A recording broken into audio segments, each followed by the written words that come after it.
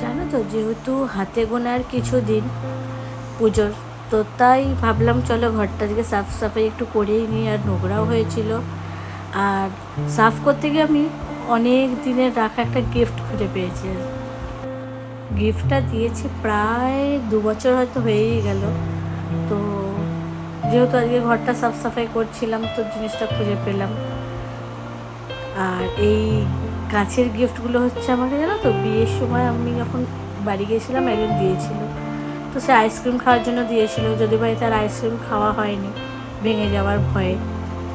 আর তাই রেখেই দিলাম জিনিসগুলোকে গুছিয়ে আবার সাজিয়ে যেমন যেখানে ছিল। আর কাছের বাটি, যেহেতু ভয় লাগে যে ভেঙে যাবে জিনিসটা, তাই জন্য সেগুলো রেখেই দেওয়া হয়। আর রইল এই কাপ।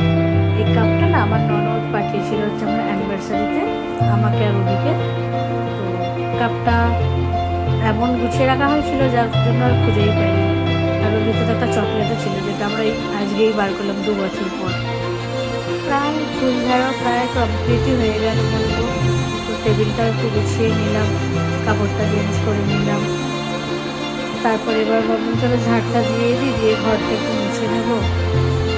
মুছেই গুছানো। আর একটা রুম আজকে করলাম, অন্য দিন দেখবো আবার বাকিটা। একদিন তো সম্ভব হয়ে গেছে না অতটা করা। তো তাই ঘরটা ঝাড় দিয়ে ঘরটা মুছে